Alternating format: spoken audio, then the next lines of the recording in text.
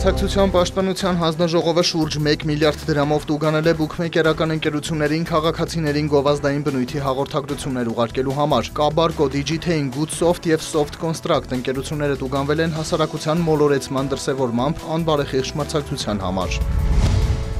Վարչապետ Նիկոլ Փաշինյանի գլխավորությամբ տեղի է ունեցել խորհրդակցություն, որի ընթացքում քննարկվել են 2026-27 թվականների հարկաբյուջետային և ծախսային շրջանակները։ Ֆինանսների նախարար Վահե Հովհաննիսյանը ներկայացրել է անվանական ՀՆԱ-ի, հարկային եկամուտների, հարկաբյուջետային շրջանակի վերանայումները, տնտեսական աճի միտումները։ Անդրադարձ է կատարվել 2026-27 թվականների ծախսերի նստուղությունների, միջոցառումների։ Ծավալված քննարկումից հետո Նիկոլ Փաշինյանն ընդգծել է պետական բյուջեի ծախսերն արդյունավետ և թիրախային կազմակերպելու անհրաժեշտությունը, ռազմավարական ծրագրերի իրականացումն ապահովելու կարևորությունը։ Ֆինանսների նախարար Վահե Հովհաննիսյանը և Ասիական զարգացման բանկի Հայաստանի մշտական առաքելության տնօրեն Դոն Լամբերտը ստորագրել են դիմակայուն և ներառական ճանապարհային հատվածի բարելավման ծրագիր վարկային համաձայնագիրը, որի նպատակն է աջակցել Հայաստանին կառուցելու հյուսիս-հարավ ճանապարհային միջանցքի Սիսիան-Քաջարան ճանապարհի հյուսիսային ենթահատվածը։ Համաձայնագրով նախատեսվում է կառուցել մոտ 27.1 կիլոմետր երկարությամբ ասֆալտբետոնե ճանապարհ, որը հնարավորություն կտա կրճատելու Սիսիան-Քաջարան հատվածի երկարությունը, նվազեցնելով երթևեկության տևողությունը։ Այս համաձայնագրով կհատկացվի 236 միլիոն եվրո վարկ։ Ծրագրի մի հատվածը համաֆինանսավորել են Եվրոպական ներդրումային բանկը ու Վերակառուցման և զարգացման Եվրոպական բանկը։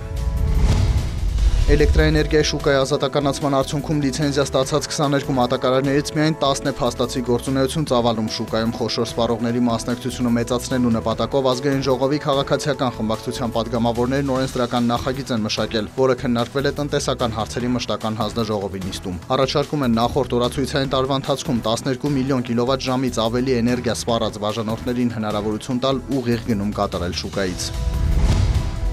Սփյուռքահայ երիտասարդ մասնագետների փորձառությունը Հայաստանի պետական համակարգում մեկնարկել է Իգործ 2025 ծրագրի հայտադիմումների ընդունումը, ինչպես մյուս տարիներին այս անգամ էլ 50 մասնակից կարող են ներգրավվել։ Արդեն իսկ ստացվել է մոտ 80 դիմում 1 տասնյակից ավելի երկրից։ Այս տարի փոխվել են ծրագրի մի շարք չափանիշներ, բակալավրի և մագիստրոսի կոչման ու 5 տարվա աշխատանքային փորձի փոխարեն հիմա մասնակից դառնալու համար անհրաժեշտ է բարձրագույն կրթություն և 3 տարվա աշխատանքային փորձ։ Ծրագիրը Սփյուռքի մեր հայրենակիցներին հնարավորություն է տալիս 1 տարի աշխատելու Հայաստանի 2 տասնյակից ավելի պետական կառույցներում։ Հարցազրույցների վերջին փուլն անցած մասնագետները սեպտեմբերից աշխատանքի կանցնեն պետական գերատեսչություններում։ Տրամադրվում է առողջության ապահովագրություն, երկկողմանի ավիատոմս, կեցության համար էլ ամսական 336,000 դրամ նպաստ։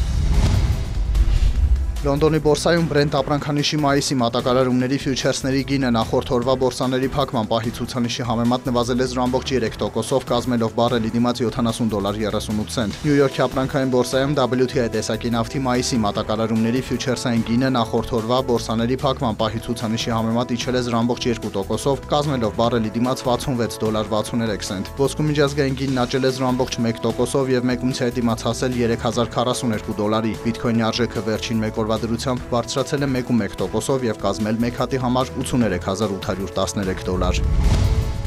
Հայաստանի կենտրոնական բանկը տեղեկացրել է, որ մարտի 19-ի տվյալով ամերիկյան դոլարը միջինն արժեցել է 391 դրամ 57 լումա։ Եվրոպական արժույթի գինը կազմել է 426 դրամ 77 լումա։ Ռուսական ռուբլու արժեքը սահմանվել է 4 դրամ 69 լումա։